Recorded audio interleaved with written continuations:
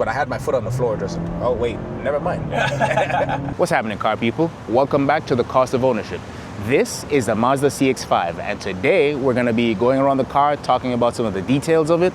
Then we're gonna talk about the cost of owning this Mazda CX-5, and then we're gonna take it out for a drive and see how it feels. Getting right into it, like I said, this is a Mazda CX-5, and this one specifically is a 2018 Mazda CX-5. And it comes with 17-inch wheels right here.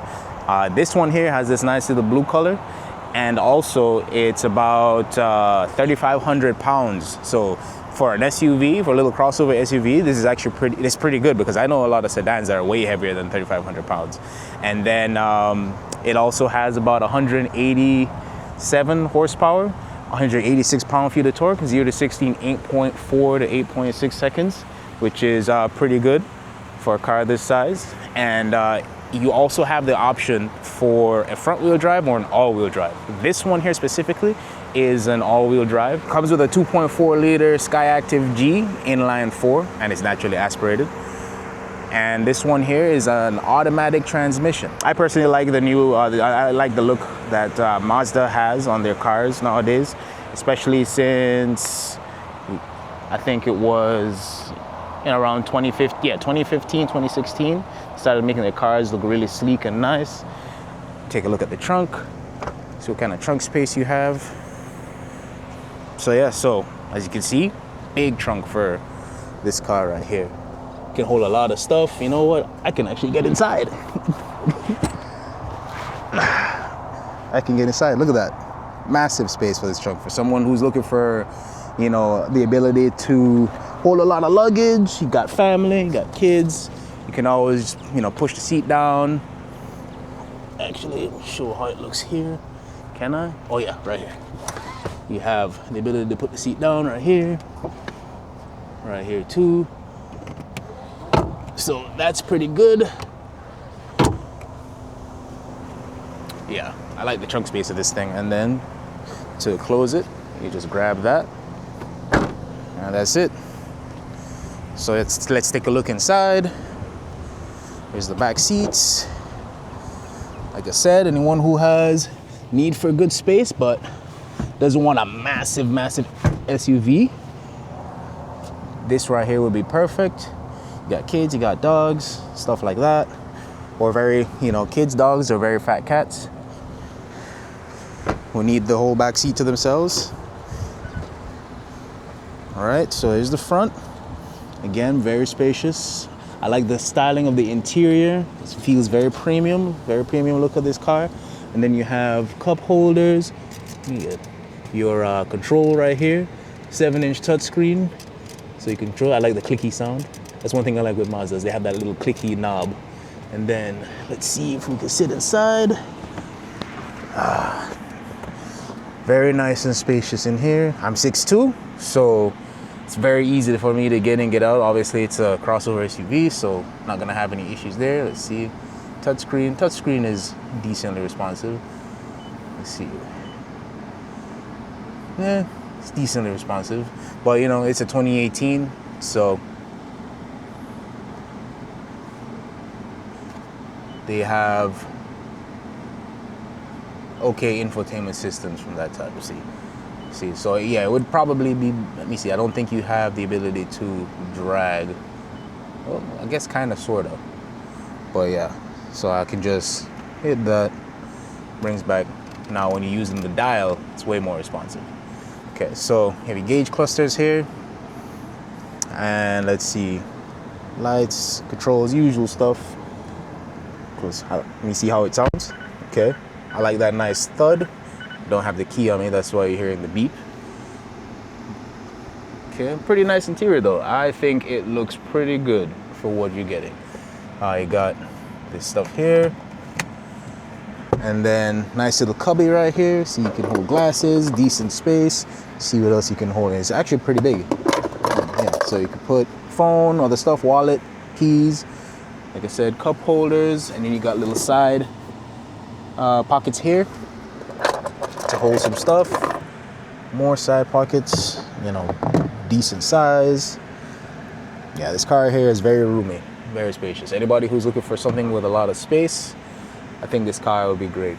So you not necessarily have to get a 2018, but I think the CX5 is a pretty good option. This one here specifically though is 2018 because the owner allowed me to borrow his car to do this review. So we're gonna go ahead and set things up so we can talk to the owner about what it costs to own this car. Hey, before we continue the video, I just wanted to let anybody who's in the South Florida region, Miami, Fort Lauderdale area, know that if you are interested in letting me review your car, I would love to sit down with you and meet you and talk to you about your experience with it. And that way we can let anybody else who's interested in your car know what it's like from a first-person perspective. All right, back to the video. All right, so I am back with Matt, Big M, Matt Black. Glad to be here. Yeah, this is a friend of mine, good friend of mine actually, and he let me use his car today, his Mazda CX-5. So today I wanted to go ahead and interview you and talk to you about, just the car, the what it costs, things like that. So the first question I have is, how long have you had the car? So we've had the car for about 4 months now.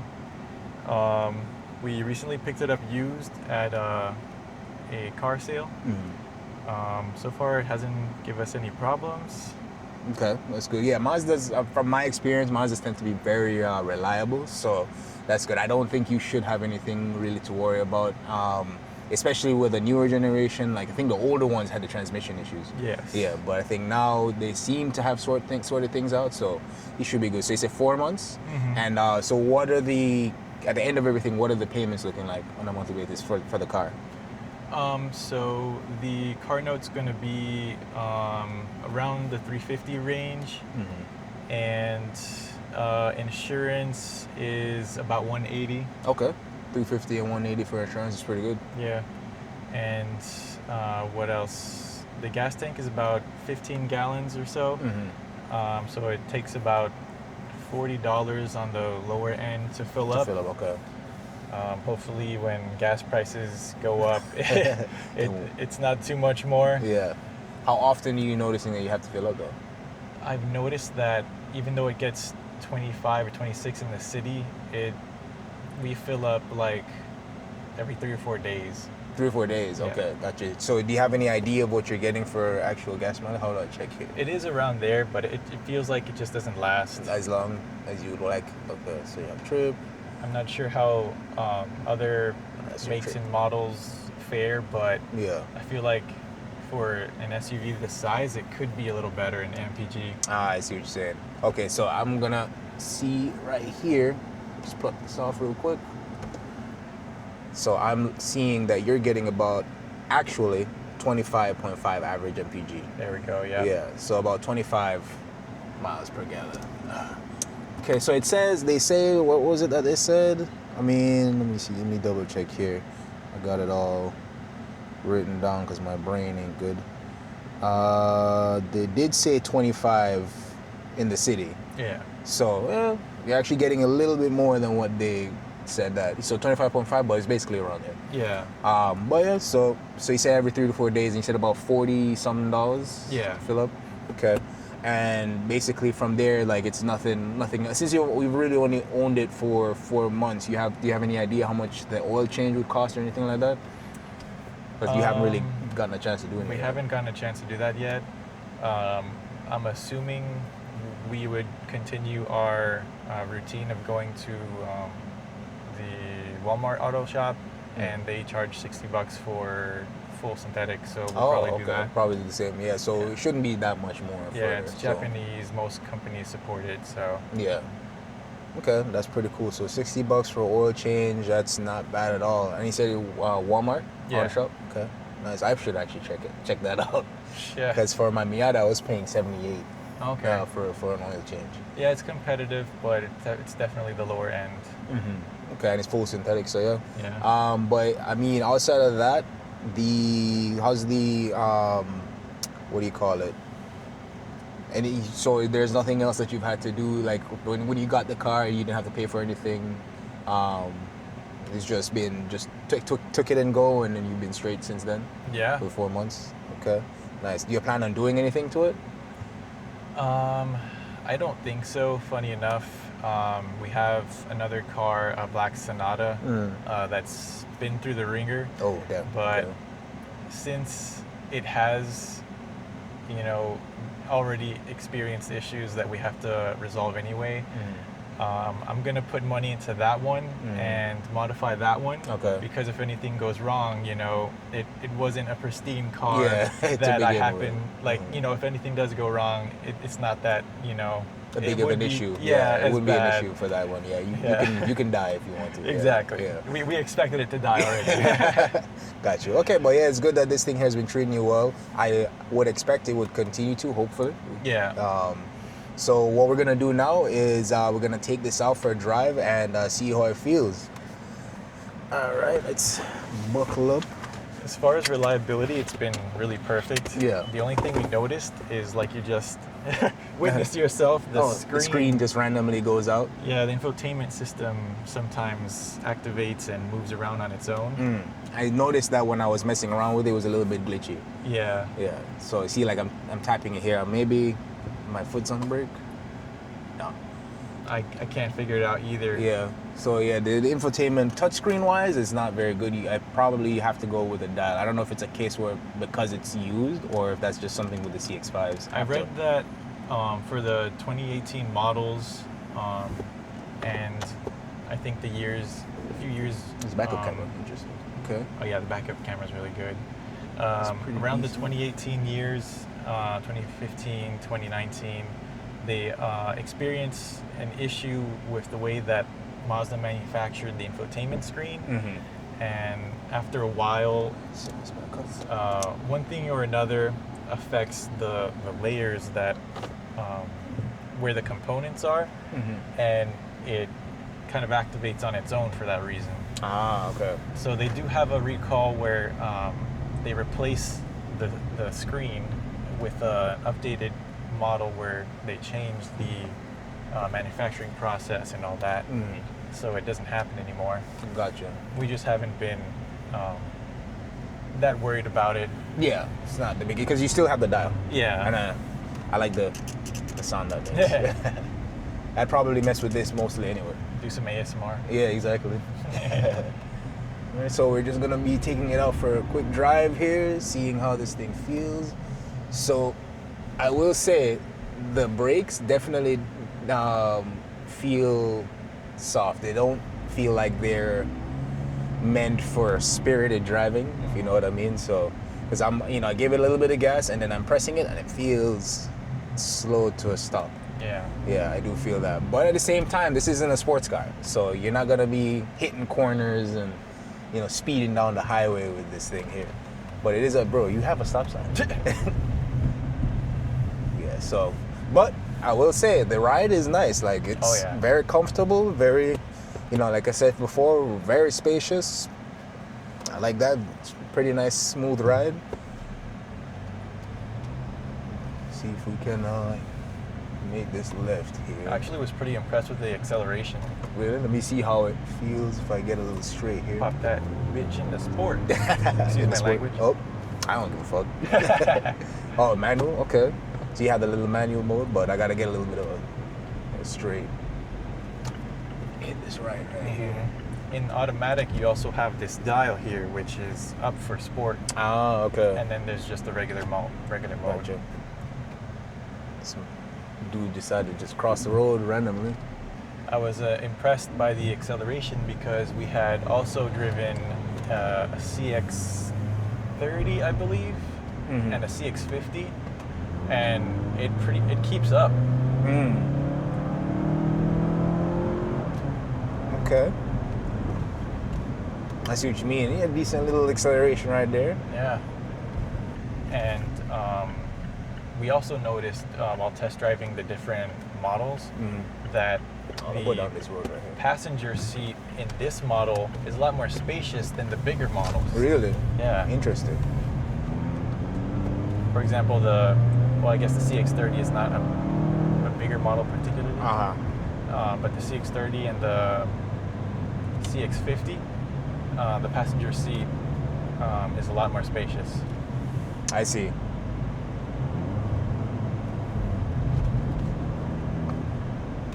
No, don't. Not the lawnmower and Yeah, the the road. lawnmower coming out into the road. This is crazy. But yeah, so the car itself it drives nicely. I will say that I do like this. I could see myself, owning something like this. Just to cruise, you got kids. Like I said before, this is definitely a good car. Or if you don't have kids, you buy, basically just have a comfortable car that's very cost effective.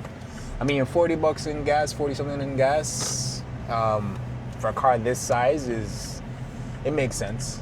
And you're getting 25 mpg. In the city, I do feel like a car like this could be a little bit better in mpg, especially with it being an SUV, right? So a lot of times that these SUVs, they want to have really good gas mileage. My Miata was getting 30 yeah. mpg average. So I do feel like this could be better on the mpgs. Yeah, and like you said, it's pretty light for an SUV. Yeah, it's 3,500 pounds. Like there are cars, regular sedans that are way heavier than this. Oh yeah. So I feel like this could have done better when it came to the gas mileage, especially with this being, it's supposed to be an economy car. Yeah. It's not a sports car. It's supposed to be something that's cost effective, comfortable for the average person who's not trying to be doing donuts in a parking lot somewhere. But the way it drives, though, it does feel pretty good based off of how it drives. The shocks don't feel too harsh. It feels comfortable. And I've driven SUVs where the suspension is very rough for whatever reason. Like normally you would think that it would be very soft, right? But some of those SUVs I've driven, it's like you go over a bump and you feel it. Where do I go to get back to? Straight until. Ooh, and this is straight. I think it's light after the next one. After this next light right here? Yeah. Okay. Yeah, so I will say though that the acceleration is okay for a car like this, but I had my foot on the floor just. Oh wait, never mind. There you go. There you go. Yeah. Okay, I didn't have it all the way down. Damn. After this, right? Yeah, next. Okay. Never mind. Yeah. Okay. A little pep. Yeah, a little bit of pep right there. Damn. Okay. Excuse the fuck out of me. Your car was like, oh, you talking shit? Okay. What do you think about the exhaust sound? The exhaust sound, I actually, when I hit the gas, I heard like a good rev. Yeah. That was pretty good. But as driving along the road, you don't really hear much of anything. That's what I like about it. Yeah, so you hear it when you really want to hear it. If trying to book it, then yeah, you'll definitely hear it. But outside of that, it's quiet, it's nice. I will say that you don't have to worry about being obnoxious or anything like that. Yeah. All right, so I think this is a good spot to end it while we're at this light. So the car feels great, man. I say you definitely got a good deal for the amount that you pay. $350, it's used, and you have no issues so far. Yeah, it's only been 4 months, but normally these cars are pretty reliable, especially for like this year and up. So yeah, I appreciate you letting me review the car and interview you. Yeah, of course. I'll keep you updated if anything changes. Yeah, that's great. Yeah, perfect. That would be good. So guys, thank you for watching. The next videos, I'm going to be trying to get another car to review soon enough. So make sure to stay tuned. If this video was informative or you found some kind of value, where am I going? Yeah, you can make it right. Make it right here? Okay. Yeah, so if you found some value in this video, you liked it any kind of way, think about giving me a like, subscribe, and turn on the bell notifications so you can stay up to date on everything that I post. And yeah, I'll see you soon. Bye.